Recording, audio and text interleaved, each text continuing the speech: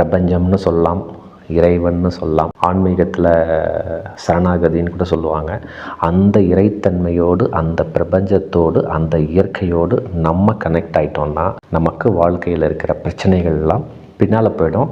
நம்ம சந்தோஷமாக எதுக்காக வந்தோமோ அந்த செயலை செஞ்சுட்டு சந்தோஷமாக வாழ்க்கையில் இருக்கலாம் அப்படிங்கிறது தான் பொருள். எனக்கு ரொம்ப பிரச்சனையாக இருக்குது, இந்த மனவேதனை, மன உளைச்சல் ரொம்ப அதிகமாக இருக்குது, எனக்கு இதுக்கு ஒரு சொல்யூஷன் கொடுங்க அப்படின்னு சொல்லி புத்தர்கிட்ட அந்த செல்வந்தர் கேட்குறார். அளவுக்கு அதிகமாக ஒரு பற்று தான் காரணம் அப்படின்னு சொல்லி புத்தர் சொல்கிறாரு. அப்போ அந்த புத்தர் சொல்கிறாரு, உங்கள் பையனோட மனநிலைக்கு அந்த மண் வீடு நிலையானதாக தெரியுது, ஓகேங்களா, அதனால் அழுகிறான். ஆனால் உங்களை பொறுத்த வரைக்கும் அது நிலையற்றது அப்படின்னு நீங்கள் டிசைட் பண்ணதுனால அந்த வீடு இடிஞ்சதுனால கூட நீங்கள் ஒரு வருத்தம், கவலை, வேதனை இல்லாமல் இருக்கீங்க. புரியுதுங்களா?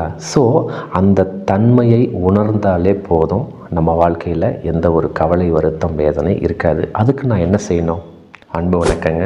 இந்த வீடியோவில் ஒரு 2-3 உண்மை சம்பவத்தை நம்ம பார்க்கலாம். அதாவது எல்லாருக்குமே வருத்தம் இருக்குது, கவலை இருக்குது, பிரச்சனை இருக்குது அப்படின்னு தான் நம்ம பார்க்குறோம். பட் இதெல்லாம் இல்லாமல் ஒரு வாழ்க்கை இருக்குது அப்படிங்கிற புரிதல் தன்மைக்காக ஒரு சில உண்மை சம்பவங்களை நான் சொல்கிறேன். அற்புதமாக நீங்களும் உங்கள் வாழ்க்கையோட பொருத்தி பாருங்கள், உங்களுக்கு அந்த உண்மை புரியும். அந்த உண்மை புரிஞ்சு இதை செயல்படுத்துறதுல உங்களுக்கு ஏதாவது சந்தேகம் இருந்தால் என்னோடய செல் நம்பர் 9080274280 வாய்ஸ் மெசேஜ் கொடுங்க. சிறப்பாக பேசி அற்புதமாக செயல்படுத்தலாம். கட்டணம்லாம் எதுவும் கிடையாதுங்க. இந்த வீடியோனுடைய முடிவில் என் வாழ்க்கையில் நடந்த ஒரு உண்மையான சம்பவத்தை உங்களோட பகிர்றேன். ஸோ பகிர்ந்தால் உங்கள் சூழ்நிலையும் பொருத்தி பார்த்து இதிலிருந்து தாராளமாக நீங்கள் வெளியில் வரத்துக்கு முயற்சி செய்யலாம் அப்படிங்கிற கருத்தில் இந்த பதிவு செய்கிறேன். வீடியோக்குள்ளே போகலாங்க. நான் பல இடத்துல பல வீடியோவில் உங்களுக்கு நான் சொல்லியிருக்கேன், நமக்கு மேலே ஒரு சக்தி இருக்குது அப்படின்னு சொல்லியிருக்கேன். அந்த சக்தியின் பெயர் பிரபஞ்சம்னு சொல்லலாம், இறைவன்னு சொல்லலாம், ஆன்மீகத்தில் சரணாகதின்னு கூட சொல்லுவாங்க. அந்த இறைத்தன்மையோடு, அந்த பிரபஞ்சத்தோடு, அந்த இயற்கையோடு நம்ம கனெக்ட் ஆகிட்டோம்னா நமக்கு வாழ்க்கையில் இருக்கிற பிரச்சனைகள்லாம் பின்னால் போயிடும். நம்ம சந்தோஷமாக எதுக்காக வந்தோமோ அந்த செயலை செஞ்சுட்டு சந்தோஷமாக வாழ்க்கையில் இருக்கலாம் அப்படிங்கிறது தான் பொருள். என்ன பார்க்கலான்னா, ஒரு புத்தர் கதையில் நம்ம ஆரம்பிக்கலாம். ஒரு உண்மை சம்பவம் தான், வரலாற்றில் இடைப்பட்ட கதை. அந்த ஊரில் இருக்கிற ஒரு மிகப்பெரிய செல்வந்தர் அந்த புத்தர்கிட்ட போகிறாரு. ஐயா, எனக்கு கஷ்டமாக இருக்குது, சொத்து என்கிட்ட இவ்வளோ இருக்குது. அந்த ஊர்லேயே மிகப்பெரிய செல்வந்தர், என் பையன் இப்படி இருக்கான், என் பொண்டாட்டி இப்படி இருக்காங்க, எங்கள் கூட பிறந்தவங்க இப்படி இருக்காங்க, பிஸ்னஸில் இந்த பிரச்சனை இருக்குது, கஷ்டமாகவே இருக்குது, என்ன செய்கிறதுனே தெரில, வேலை செய்கிறவங்க இந்த மாதிரிலாம் இருக்காங்க அப்படின்னு சொல்லி எனக்கு ரொம்ப பிரச்சனையாக இருக்குது, இந்த மனவேதனை, மன உளைச்சல் ரொம்ப அதிகமாக இருக்குது, எனக்கு இதுக்கு ஒரு சொல்யூஷன் கொடுங்க அப்படின்னு சொல்லி புத்தர்கிட்ட அந்த செல்வந்தர் கேட்குறாரு. உடனே அந்த புத்தர் சொல்கிறாரு, உங்களுக்கு பசங்க இருக்காங்களா அப்படின்னு கேட்குறாரு. ஆமாங்கய்யா, எனக்கு ஒரு பையன் இருக்கான் அப்படின்னு சொல்கிறாரு. சரிப்பா, அந்த பையன் இறந்துட்டா நீங்கள் என்ன செய்வீங்க அப்படின்னு கேட்டதுக்கு உடனே அந்த செல்வந்தர் என்ன சொல்கிறாரு, சார் பையன் இறந்துட்டா நான் செத்து போயிடுவேன் சார் அப்படின்னு சொல்லி உடனே சொல்கிறாரு. அப்படியா, சரிப்பா, உங்கள் கூட பிறந்தவங்க? ஆமாம் சார், அண்ணன் ஒருத்தன் இருக்கான், தம்பி ஒருத்தன் இருக்கான், அவங்களுக்கு பசங்க இருக்காங்களா? இருக்காங்க சார். உங்கள் அண்ணனோட தம்பியோ இல்லை உங்கள் தம்பியோட பையன், மகன் இறந்துட்டா உங்களுக்கு எப்படி இருக்கும்? சார் அதுவும் அப்புறம் பையன்தான் சார், கொஞ்சம் வருத்தம் இருக்கும் சார், கொஞ்ச நாளைக்கு என் கூட இருக்கும் அப்படின்னு சொல்லி சொன்னார். உங்கள் தெருவில் அதிகம் அறிமுகம் இல்லை, ஆனால் உங்களுக்கு பழக்க வழக்கம், அந்த நண்பரோட பையன் இறந்துட்டா உங்களுக்கு எப்படி இருக்கும் அப்படின்னு கேட்குறாரு. சார் டெய்லி பார்க்குறோம், போகிறோம், வரோம், கொஞ்சம் வருத்தம் இருக்கும் சார், ஆனால் கொஞ்சம் நாளில் போய்டும் சார் அப்படின்னு சொல்லி புத்தர்கிட்ட அந்த செல்வந்தர் சொல்கிறாரு.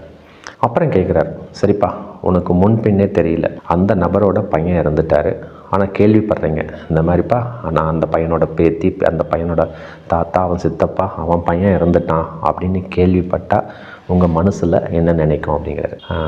வருத்தம் வர மாதிரி இருக்கும் சார், ஆனால் ஒன்றும் பெரிய தாக்கமெல்லாம் இருக்காது அப்படின்னு சொல்லி அந்த செல்வந்தர் சொல்கிறார். இல்லை சார், எனக்கு பெரிய வருத்தம் இருக்காது, ஒரு பெரிய தாக்கமும் இருக்காது அப்படின்னு சொல்கிறார். இப்போ இந்த இதுலேருந்து என்ன புரியுதுன்னா, அப்போ அவர் கேட்குறாரு, அப்போ உங்களுக்கு இந்த கஷ்டம், வேதனை, மன உளைச்சல், பிரச்சனை, இத்தனை சூழ்நிலைகள் இருக்கிறதுக்கு காரணம் அளவுக்கு அதிகமாக ஒரு பற்று தான் காரணம் அப்படின்னு சொல்லி புத்தர் சொல்கிறாரு. அவருக்கு கொஞ்சம் புரியல.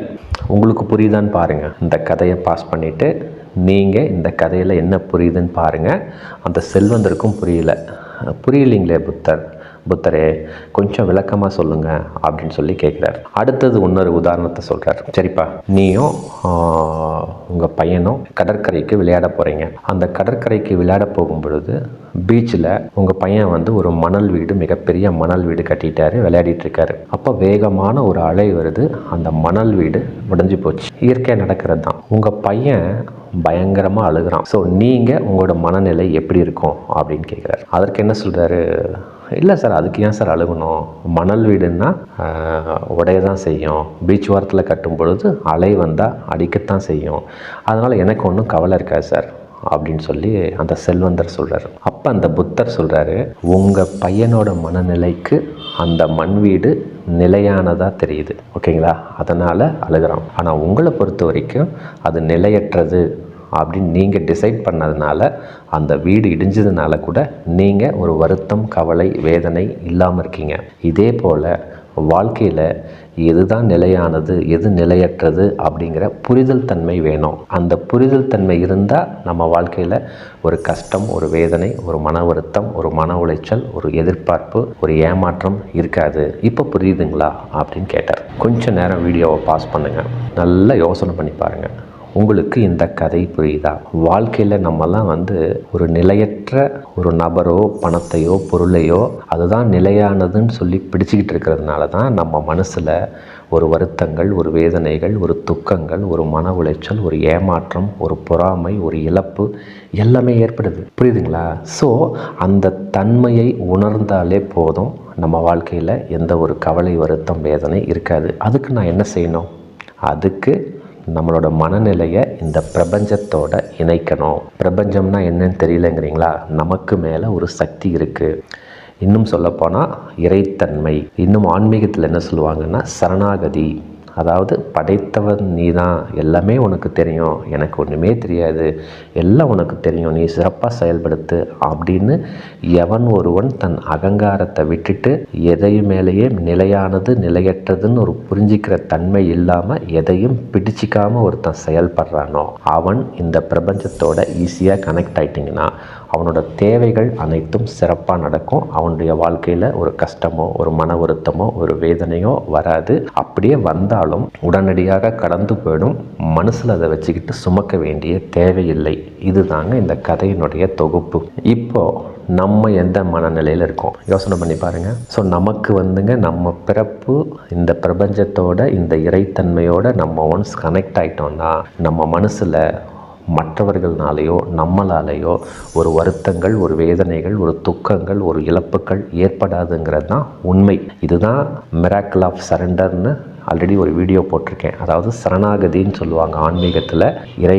இறைவன் தான் எனக்கு எல்லாமே, நீ எல்லாமே எனக்கு சிறப்பாக செய்வ, உனக்கு தெரியாது ஒன்றும் இல்லை அப்படின்னு நீங்கள் எப்போ இறைத்தன்மையோட மெர்ஜ் ஆகிறீங்களோ அல்லது நமக்கு மேலே இருக்கிற சக்தியோட, பிரபஞ்சத்தோட கனெக்ட் ஆகிறீங்களோ அந்த நேரத்தில் பிடிப்பற்று, பற்றற்று, பட் எல்லா உறவுமுறையும் வேணும், பணமும் வேணும், ஆனால் அதை பிடிச்சிக்காமல் நீங்கள் இருந்தீங்கன்னா உங்கள் தேவைகள் அற்புதமாக நடக்கும். நம்ம வாழ்க்கை ரொம்ப நலமாக இருக்கும். இதுதாங்க உண்மை. இன்னொரு உண்மைத்தன்மையை உங்ககிட்ட சொல்லணும். ஒரு உலக புகழ்பெற்ற ஒரு எழுத்தாளர், மனநல மருத்துவர், ஒரு ஆன்மீக சிந்தனையாளர், லெட்டிங் கோ அப்படின்னு ஒரு புக்கு. அந்த புக்கு பார்த்தீங்கன்னா தி பாத்வே ஆஃப் சரண்டர் அப்படின்ட்டு இருக்கும். அதாவது இறைத்தன்மையை அடைவதற்கு என்னென்ன வழிமுறைகள் இருக்குது, அது உண்மையா அப்படிங்கிறத அந்த ஆத்தர் அந்த புக்கில், லெட்டிங் கோங்கிற புக்கில் எழுதியிருப்பார். அந்த ஆத்தர் பேர் டேவிட் ஹாவின்ஸ். அந்த டாக்டர் தான் இதை வந்து எழுதியிருக்கிறாரு. பார்த்தீங்கன்னா அவரோட அனுபவ பதிவு, ஆராய்ச்சி பண்ணது, அந்த உண்மைத்தன்மையை அந்த புக்கில் எழுதியிருக்கிறாங்க. Letting go, the pathway of surrender. ரொம்ப சூப்பராக இருக்குங்க. வாய்ப்பு இருந்தால் படித்து பாருங்கள். அவர் தன்னோட ஆராய்ச்சியை சயின்டிஃபிக்காக என்னென்ன ப்ரூஃப் பண்ணதுங்கிறத அந்த புக்கில் எழுதியிருக்கிறாரு. அவ்வளவும் ஒரு உண்மைத்தன்மை. அதில் ஒரு உண்மையான சம்பவத்தை நான் உங்களுக்கு தெரியப்படுத்த விரும்புகிறேன். அந்த டேவிட் ஹாக்கின்ஸ் அந்த ஆத்தருக்கு என்னாச்சுன்னாங்க, அந்த புக் எழுதினார் இல்லைங்க, அவர் எதனால் அந்த புக்கை எழுதினார்னா அந்த உண்மைத்தன்மையை ஆராய்ச்சி பண்ணி கண்டுபிடிச்சதுனால தான் அந்த புக்கை எழுதியிருக்கிறார். அவர் என்ன சொல்லியிருக்கிறாருன்னாங்க, ஒரு காலகட்டத்தில் அவருக்கு பார்த்திங்கன்னா ஒரு மிகப்பெரிய ஒரு வியாதினால் அவதிப்படுறாரு. உடலில் உள்ள எந்த விருப்புகளுமே சரியாக வேலை செய்யலை. எல்லா டாக்டர்கிட்ட பார்த்துட்டாரு, எல்லாமே பண்ணிட்டாரு. ஆனால் அவனால் அந்த ரெக்கவரி ஆக முடியல. அந்த நேரத்தில் மனதளவில் மாற்றம் கொண்டு வந்து இந்த பிரபஞ்சத்தோட கனெக்ட் ஆகி, அதாவது அந்த இறைத்தன்மை தான் எல்லாமே அப்படின்னு சொல்லி கனெக்ட் ஆகி, இறைவா எல்லாமே நீ தான் படைச்சிருக்க, உனக்கு தெரியாதா நான் எப்படி இருக்கணும் அப்படின்னு சொல்லிட்டு டோட்டலாக சரண்டர் ஆனாருங்க. டோட்டலாக இந்த பிரபஞ்சத்தோட கனெக்ட் ஆனார். சொன்னால் நம்ப மாட்டீங்க, கொஞ்ச நாட்களிலேயே அவர் உடல் உறுப்புகள் அனைத்தும் சிறப்பாக செயல்பட்டது அப்படிங்கிற உண்மைத்தன்மையை அந்த புக்கில் அவர் எழுதியிருக்கிறார். ஸோ இதுதாங்க உண்மை.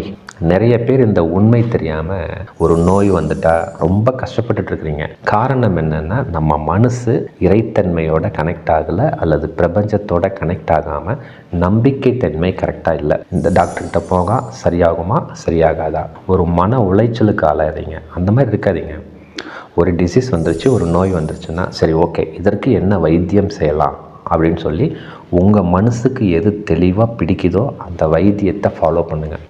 அவன் சொல்கிறான் இவன் சொல்கிறான்லாம் கேட்க வேணாம். உங்கள் மனசு என்ன சொல்லுதோ, மற்றவங்க சொல்கிறதெல்லாம் கேட்டு உங்கள் மனசு என்ன சொல்லுதோ அதனை சிறப்பாக அந்த வைத்திய முறையை பயன்படுத்திட்டு உங்கள் மனசை இந்த இறைத்தன்மையோடு அல்லது இந்த பிரபஞ்சத்தோட கனெக்ட் செஞ்சுட்டு, இறைவா எல்லாம் நீ தான் படைச்ச, உனக்கு தெரியாதா, நீ எத்தனையும் சிறப்பாக செய் அப்படின்னு சொல்லி நீங்கள் சரணாகதி ஸ்டேட்டில் நீங்கள் இருந்தீங்கன்னா அந்த உடலில் உள்ள நோய்கள் அத்தனையும் குணமாகிறதுக்கு 200% சான்ஸ் இருக்குது அப்படிங்கிறது தான் உண்மை. செயல்படுத்தி பாருங்கள். பட் என்ன ஒரு சின்ன கண்டிஷன்னா, மனசில் ஒரு சந்தேகம், ஒரு பொறாமை, ஒரு வருத்தம், துக்கம், வேதனை இல்லாமல் நீங்கள் இந்த பிரபஞ்சத்துக்கிட்ட என்ன சொல்லலாம்னா, என்னோட பாணியில் உங்களுக்கு சொல்லணுன்னா, இறைவனர்களால் நான் சந்தோஷப்படுற மாதிரி என்னோட உடல் நலம் ரொம்ப மகிழ்ச்சியாக நிறைவாக இருக்குது, அதற்குண்டான சூழ்நிலையை சிறப்பாக எனக்கு செயல்படுத்தி கொடுத்துட்ருக்கேன், நான் ரொம்ப சந்தோஷமாக இருக்கேன், இறைவனுக்கு நன்றி அப்படின்னு சொல்லி இந்த இறைவனோட கனெக்ட் ஆகுங்க. இந்த பிரபஞ்சத்தோட கனெக்ட் ஆனீங்கன்னா அந்த நோயினுடைய வலிமை குறையும். அதற்குண்டான தீர்வை நோக்கிய பயணம் நம்ம வாழ்க்கையில் செலுத்தலாம். ஸோ உங்களுக்கு இந்த வீடியோ புரிஞ்சிருக்குன்னு நினைக்கிறேன்.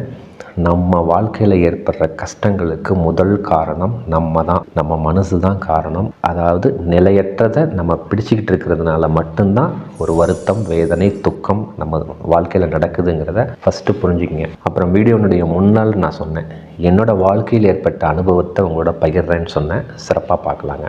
என்னோடய வாழ்க்கையில் பார்த்தீங்கன்னா ஒரு சில காலகட்டங்களில் பார்த்தீங்கன்னா கடன் சூழ்நிலை வந்தது. அந்த கொரோனா டைமில் நானும் பல விதமான முயற்சிகள்லாம் செஞ்சு பார்த்தேன். அதே வருத்தத்தில், வேதனையில், துக்கத்தில் நானும் அந்த மாதிரி தான் இருந்தேன்.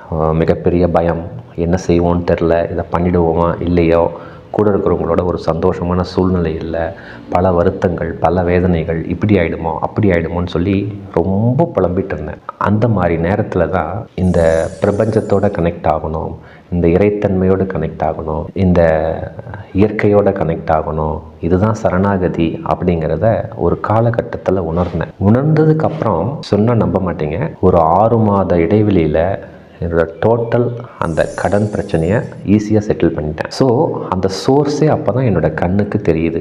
இதை என்ன செய்யலாம், அது என்ன செய்யலாம், அது என்ன செய்யலாம் அப்படிங்கிற ஒரு சோர்ஸ் வந்து கிளியராக வருது.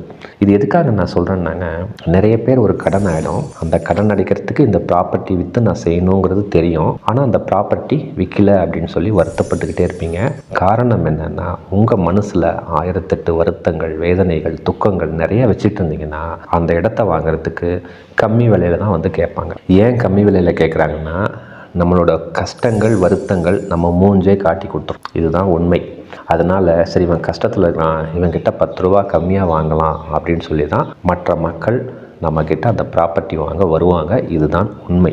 நான் என்ன பண்ணேன், இந்த பிரபஞ்சத்தோட கனெக்ட் ஆகிற ப்ராக்டிஸ் பண்ணி சரி ஓகே, இந்த ப்ராப்பர்ட்டியை நம்ம சேல் பண்ணணும் அப்படின்னு சொல்லிட்டு தினமும் கோயிலுக்கு போவேங்க. கோயிலுக்கு போயிட்டு எதையுமே நான் கேட்டதில்லை. ஒரு மகிழ்வாக போவேன், ஒரு நிறைவாக போவேன்.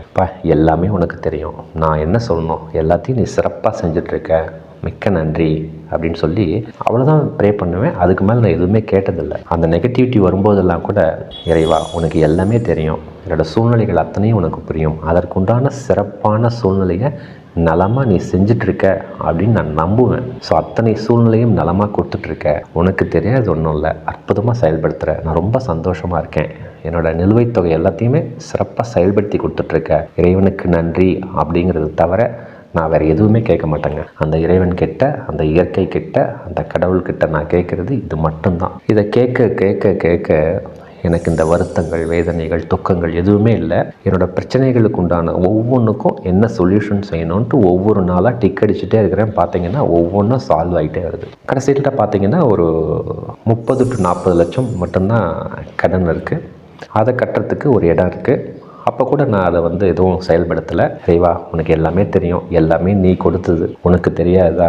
சிறப்பாக செயல்படுத்தினீங்கன்னா அற்புதமாக நான் செயல்பட்டுறேன், அற்புதமான சூழ்நிலையை சிறப்பாக எனக்கு கொடுத்துருக்க அப்படின்னு சொல்லி மட்டும்தாங்க ப்ரே பண்ணுவேன். அந்த மாதிரி சூழ்நிலையில் அந்த இடத்த வாங்குறதுக்கு என் நண்பர்கள் மூலமாக ஒரு நபர் வந்தார். சார், நான் இந்த இடம் வாங்கிக்கிறேன் சார் அப்படின்னாரு. 42 lakhஸோ 45 lakhஸோ சொன்னேன். அவர் 40 lakhsனால் ஓகே சார், பேமெண்ட் ஒன்றும் இஷ்யூ இல்லை, உடனே பண்ணிக்கலாம் அப்படின்னாரு. ஓகே சார், சிறப்பாக கொடுங்க அப்படின்னு சொன்னேன். அவர் என்ன பண்ணார், 30 lakhs அட்வான்ஸ் பேமெண்ட் கொடுத்துட்டு சார் எனக்கு ஒரு 2 மாதம் 3 மாதம் ஆகும், நான் என்றைக்கு ரிஜிஸ்ட்ரேஷன் சொல்கிறனோ அன்றைக்கி பண்ணிக்கலாம் அப்படின்னு சொல்லிட்டாரு.